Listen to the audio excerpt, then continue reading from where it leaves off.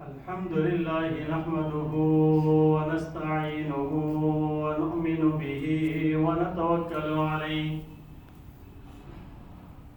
ونعوذ بالله من شرور أنفسنا ومن سيئات أعمالنا من يهده الله فلا مضل له ومن يضلل فلا هادي له ونشهد أن لا إله إلا الله وحده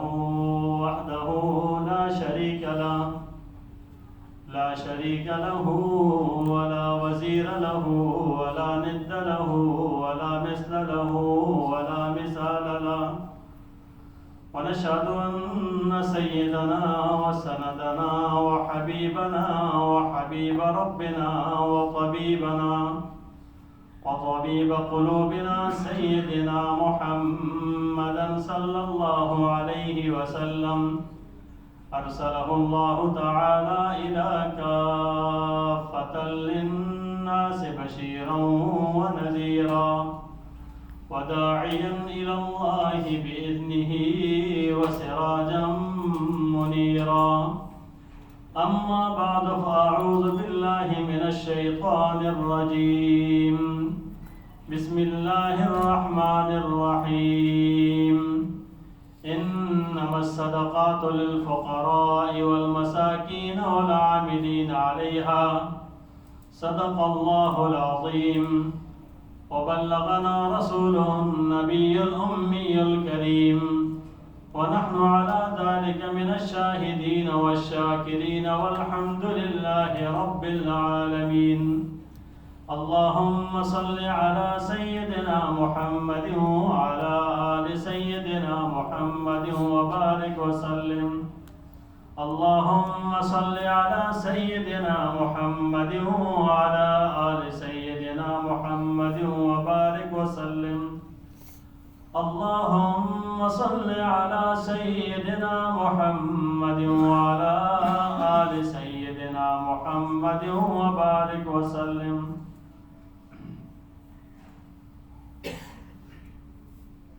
زکوٰۃ کے مسائل بیان ہوئے تھے. زکوٰۃ بہت ایک فریضہ ہے اور فرض کو ادا کرنا جس پر فرض ہو تو پھر تو لازم ہے. فرض سب سے مقدم ہے. فرض کسی صورت میں معاف نہیں ہو سکتی. ایسا نہیں ہو سکتا کہ فرض کو انسان معافی مانگنے سے معاف ہو جائے. اگر فرض میں فرض نہیں ادا کیا اور چھوڑ دیا نا تو ایک اس پر توبہ طائب ہو جائے, اللہ سے معافی مانگ لے تو معافی مانگنے سے وہ گناہ تو دور ہو جائے گا, لیکن جو فرض ادا نہیں کیا وہ ادا کرنے پڑیں گے. مثلا کسی نے 5 سال کی زکوٰۃ ادا نہیں کی اور اب اس پر نادم ہوا, پشیمان ہوا کہ یا اللہ مجھ سے غلطی ہو گئی ہے کہ میں نے اتنے سالوں کی زکوٰۃ ادا نہیں کی. اس پر وہ 2 رکعت نماز صلاۃ توبہ پڑھ لیتا ہے. 2 رکعت نماز صلاۃ توبہ پڑھ کے رو کر اللہ سے معافی مانگے تو اللہ اس کے 5 سال تک تاخیر کرنے کی وجہ سے جو گناہ ہوا اس پر اللہ اس کو معاف کر دیں گے. لیکن زکوٰۃ ادا کرنی پڑے گی. جب تک زکوٰۃ ادا نہیں کریں گے تو وہ معاف نہیں ہوگا. تو وہ 5 سالوں کی زکوٰۃ اس کو ادا کرنی ہوگی جو اس پر لازم تھی. اب ایسا نہیں ہوگا کہ انسان کہ معافی مانگنے سے, دعائیں مانگنے سے وہ جو ہے نا معاف ہو جائے, یوں نہیں ہوتا. تو اس لیے یہ جو حقوق ہیں اللہ کی طرف سے جو بندے پر ہے تو یہ جو فرض ہے نا وہ ہر حال میں پورے کرنے. اور نماز اگر کسی نے چھوڑ دی ہے نا, اگر مثال کے طور پہ اس نے 1 سال تک کی نمازیں نہیں پڑھی, اب اس کے بعد اس کو احساس ہوا اور ندامت ہو رہی ہے کہ یا اللہ میں نے اتنا عرصہ نماز نہیں پڑھی, میں نے بہت غلطیاں کی اور فرض کو چھوڑا. اب وہ اگر توبہ طائب ہوتا ہے تو نماز جو چھوڑنے کا گناہ ہے وہ تو اس کا اللہ اس توبہ کرنے سے معاف کر دے گا, لیکن نماز جو چھوڑی ہے نا وہ معاف نہیں کرے گا جب تک اس کو دہرائے گا نہیں. تو اس کے لیے بھی یہ ہوتا ہے نا کہ انسان اپنی اور نمازوں کو قضا کرنا شروع کر دے. اندازہ لگائے کہ میرے سال کی یا 2 سال کی یا 5 سال کی یا 10 سال کی نمازیں میکسیمم رہ گئی ہوگی، تو ان میں سے ایک نماز کے ساتھ ایک نماز، ہر نماز کے ساتھ ایک نماز اٹھانا شروع کر دے. تو یوں توبہ کرنے سے وہ گناہ تو ختم ہو جائے گا، لیکن نماز لوٹانے سے جا کر پوری ہوگی، ویسے نہیں. تو اسی طریقے سے کسی پر حج فرض ہے نا، تو فرض حج جب تک وہ فرض ادا نہیں کرتا وہ گنہگار ہوتا ہے. ہر سال اس کو گناہ، اور اس گناہ کی مہر لگ جاتی ہے جب وہ مر جاتا ہے اور اس نے فرض حج ادا نہیں کیا. وہ اس کو پر مہر لگ جاتی ہے کہ یہ گنہگار دنیا سے گیا، فریضہ چھوڑ کے گیا. اب اگر اس نے وصیت کی ہے کہ یار میں نہیں کر سکتا، کوئی اور کر لے، حج بدل کرا دے اس کے پیسوں سے، تو اللہ سے امید کی جاتی ہے اللہ معاف کر دے. اگر اس نے وصیت نہیں کی اور ویسے پیچھے اس کی اولاد کوئی اور حج بدل کراتا اس کی طرف سے، تو پھر امکان ہے اللہ پاک سے توقع رکھتے ہیں کہ اللہ تبارک تعالیٰ معاف کر دے، وگرنہ وہ گناہ اس کے سر پر ہے. تو اندازہ کریں کہ ہم دنیا میں جن غفلتوں کے ساتھ وقت گزار رہے ہیں نا، بہت خطرناک ہے. اور فرائض کو چھوڑ رہے ہیں، فرائض کو. اب ہم فرض نماز کو کتنے لوگ چھوڑتے ہیں، فرض نماز کو ہلکا سا سمجھتے ہیں. ہم تو چلتے چلتے یار سفر میں تھا، ٹائم نہیں ملا، واپس آیا، یاد ہی نہیں رہی، اب کیا کریں، تو یہ نماز تو یاد ہی نہیں، تو چلو جو چیز فرض تھی لیکن مجھے ٹائم ہی نہیں ملا. بھائی اگر ٹائم نہیں ملا تو اب ٹائم مل گیا، پورا کرنا ہر حال میں ضروری ہے. ایسا نہیں ہے کہ یہ جو ہے نا ٹائم نہیں والا بہانا ہے، کچھ اور بہانا ہے. کچھ بہانے بھی یہاں پر نہیں چلتے. سمجھ نہیں آتی کہ دیا انسان پورا وجود پر غور کرے تو اللہ نے دیا ہے. ایک انسان کے اندر، اپنے وجود کے اندر اللہ کے دیے ہوئے علاوہ کوئی کسی کا کچھ بھی نہیں ہے. اب انسان اپنے سر سے لے کے اپنے پاؤں تک غور کرے، اپنی اللہ پاک کی دی ہوئی نعمتوں کے اوپر غور کرے نا، تو سب اللہ نے، اور تسلسل سے اللہ دے رہا ہے، چلا رہا ہے. اللہ تسلسل سے چلا رہا ہے. اب اس اللہ کی اتنی نافرمانیاں کہ جب فرض آتا ہے اس کی طرف سے تو پھر اس کے اندر کوتاہیاں فرض ادا نہیں کر رہے. یہی حال ہے مال کا، کہ مال بھی نا انسان بڑی غفلت کرتا ہے اس کے اندر اور پرواہ نہیں کرتا. شیطان کی چالیں ہیں، وہ انسان کو آگے نہ مال نکالے گا اس سے، لیکن کوشش کرے گا کہ ضائع ہو جائے. شیطان نکالے گا مال اس سے، کوشش کرے گا ضائع ہو جائے. نیکی کا تھوڑا سا جذبہ آیا نا کسی میں کہ یار میں تھوڑی سی نیکی کی طرف اللہ سے ڈروں، کو نیک کام کروں، یہ مال ہے میرے پاس اس کو خرچ کروں، نیکی کا جذبہ آ گیا. اب شیطان دوڑ کے آئے گا کہ یار نیکی کا جذبہ اس کے اندر، چلو ٹھیک ہے اس کو مال لگواتے ہیں، آیا جائے نا مسجد بنا دو، بھائی مسجد بنا دو، اوپر کتبہ لگا دو، کہہ دو، تصویریں بنا لو، اس کو ڈال دو اس کو نیٹ پر، دنیا کا سوشل میڈیا پر، کیا ہے فلانے نے عالیشان مسجد بنائی ہے، 1 کروڑ لگایا، 10 کروڑ لگایا، اتنی عالیشان مسجد بنائی ہے. اب یہ شیطان کی کوشش ہے نا کہ اس شخص کو علماء سے دور کریں، اہل اللہ سے دور رکھیں، نیت ٹھیک نہ ہو جائے اس کی، کہیں وہ لوگ اس کی نیت ٹھیک نہ کر دیں اور نفرتیں ڈالیں بیچ میں، اور اس کو لگا دو مسجد بنا دے گا، اس کو بنا دو مسافر خانہ کھول دے گا، اس کو بنا دو سبیلی لگا دے گا، ایڈورٹائزمنٹ اس کو خوب کر کے کرے گا اور کہے گا دیکھو فلانے میرے جو اتنے جو ادارے چل رہے، اتنے فلانے چل رہے. کس لیے چل رہے ہیں؟ اگر اللہ کے لیے چل رہے ہیں، لوگوں کے لیے، دکھلاوے کے لیے، تو دکھلاوے کے لیے ہو کیا، اللہ کے لیے کیا ہے؟ تو ان شیطان کی کوشش یہ ہے نا کہ برباد کریں. اور ہم بھی کبھی کبھی کیا اکثر بیشتر شیطان کی مان لیتے ہیں، شیطان کی مان لیتے ہیں. کیا کہتے ہیں؟ مال اپنا ہے، جو مرضی چاہے کریں. مال اپنا تو اس وقت پتہ چلے گا نا جب یہی جو ہے نا سانپ اژدہا بن کے نا اور گریبان میں ہار بن کے اور کھینچے گا اور پھر کہے گا انا کنزک انا مالک، میں تمہارا خزانہ ہوں، تمہارا مال ہوں. اس وقت پتہ چلے گا مال اپنا تھا کہ کیسے اور کا تھا. مال اپنا ہے، مال اپنا کچھ نہیں ہے، دھوکہ ہے. مال بھی اللہ کا، جان بھی اللہ کی، انسان بھی اللہ کا ہے، کسی اور کا کچھ بھی نہیں ہے. یہ جو دھوکہ لگا ہے نا، میرا مکان، میری گاڑی، میرا بنگلہ، میری تجارت، میرے پلازے، یہ دھوکہ ہے. ولا یغرنکم، تمہیں یہ چیز دھوکے میں نہ جائے. اور یہ من حیات الدنیا الا متاع الغرور، یہ دھوکے کا، یہ دنیا کا سارا ساز و سامان الا متاع الغرور، یہ دھوکے کا سامان ہے۔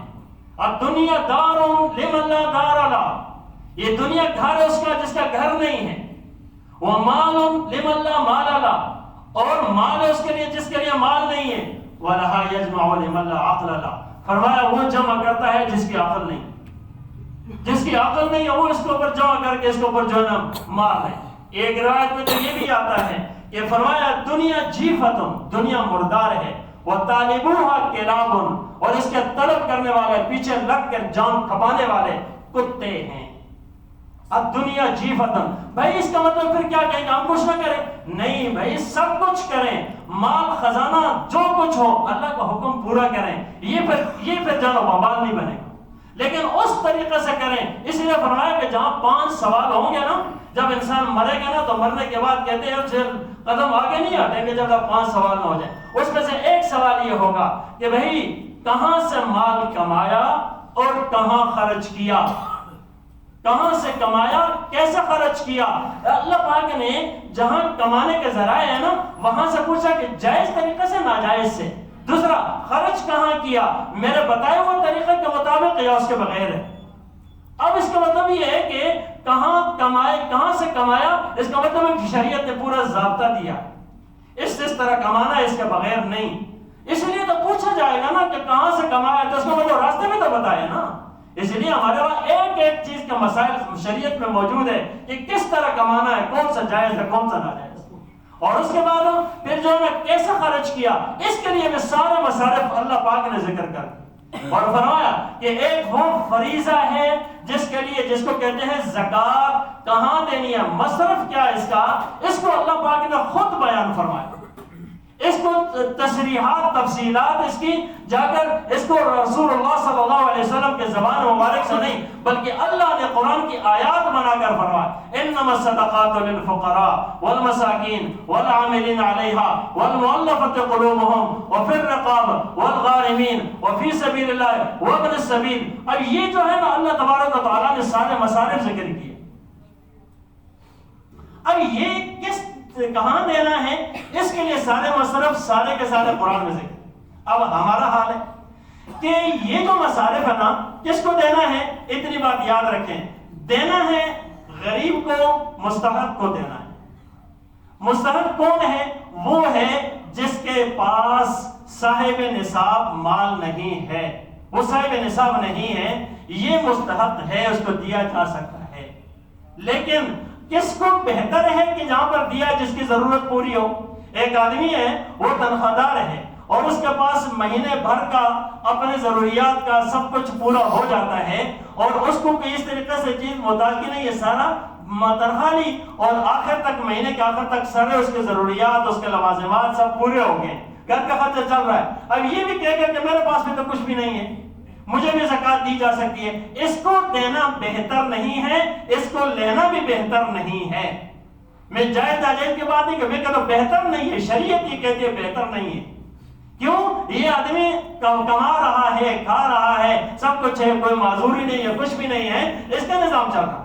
ہاں ایسے آدمی کو دیں کہ جس کے گھر میں فاقے چل رہے ہیں، جس کے پاس کچھ بھی نہیں ہے، جہاں پر مجبوری ہے، پریشانی ہے، جہاں پر ان کے پاس وسائل کی کمی ہے، سال کے وہ مہینے کا آخر نہیں ہوتا، قرض لینا پڑتا ہے، پریشانی ہے، اس کو اس شخص کو دیا جا سکتا ہے، یہ یقیناً مجبور۔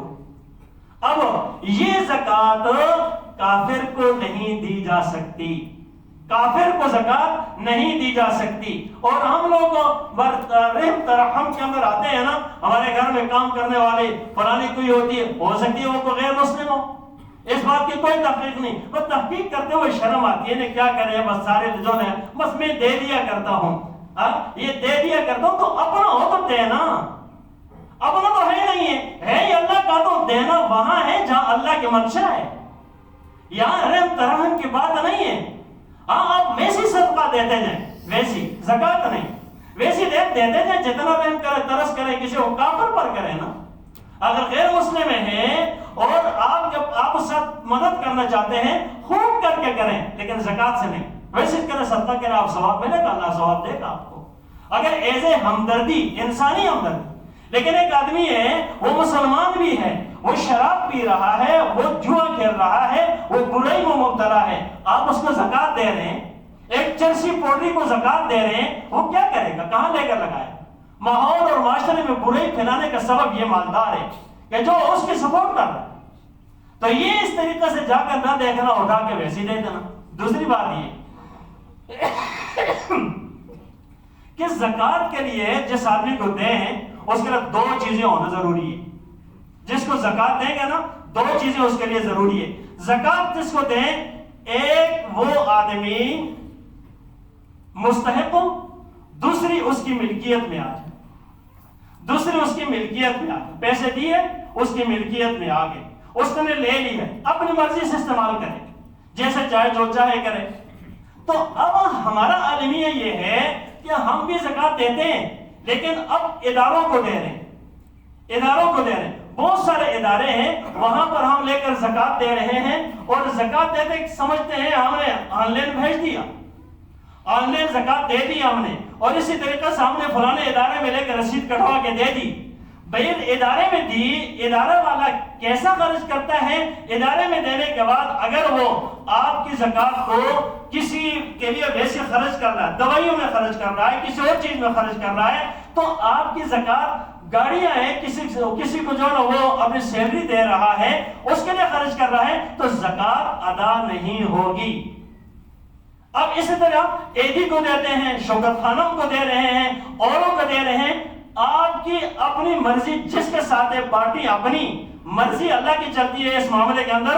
ان اداروں کو اس طریقے سے دینا، جہاں تک مدارس کو دی جاتی ہے نا، یہ بھی یاد رکھیں، مدارس والے علم رکھتے ہیں، وہ اس زکوٰۃ کا مصرف جانتے ہیں، وہ اس کے مطابق لے کر آگے امانتداری کے طور پہ اس کو اس میں استعمال کرتے ہیں۔ اور جب کہ یہاں پر انسان دے رہا ہے، پچھلے سال ہمارے یہاں پر جو ہے نا محترم شاہ صاحب تھے، ابھی ہمارے درمیان موجود نہیں ہے، کہا جی میں نے اٹھا کر ایڈی کو دے دی اور اچھی بڑی رقم دے دی۔ انہوں نے کہا جی دے دی ہے تو ہماری اچھی زکوٰۃ ادا نہیں ہوئی، کس طریقے سے دے دی؟